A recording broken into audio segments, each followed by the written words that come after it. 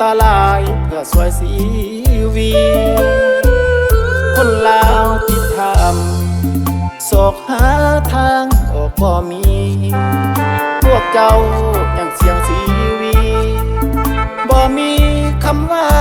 จะถอยคนลาวใหญ่น้อยสับซึ้งน้ำใจพี่น้องลาวไทยที่ได้ยื่นมือมาซอยทางเจ็ดเสียวิตที่เขาตั้งตารอคอยบ่ได้เจ้าซอยพวกเขาจะเป็นจังใดนำใจของเจ้าประเสริฐเลิศล้ำจะขอจดจำบุญคุณของท่านทั้งหลายเจ้าคือฮีโร่ที่บ่มีวันเสื่อมคลายขอจารึกไว้ในใจคนลาวทุกคนเจ้าคือฮีโร่ที่สวยสีวีเหตุการณ์ครั้งนี้บ่แม่นแค่มาผจญแต่คือน้ำใจลาวไทยมีมาแต่โดนอยากบอกทุกคน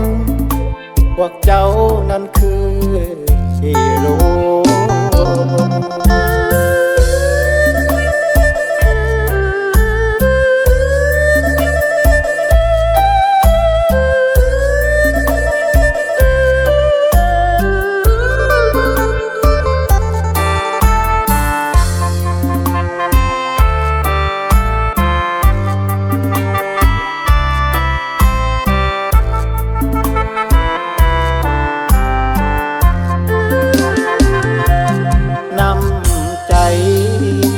ของเจ้า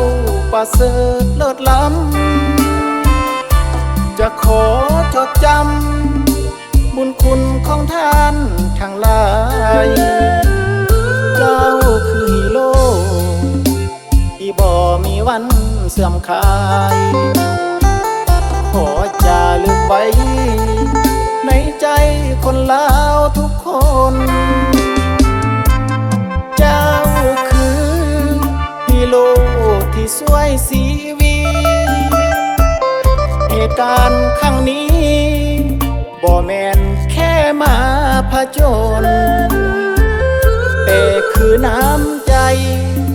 ลาวไทยมีมาแต่โดนอยากบอกทุกคน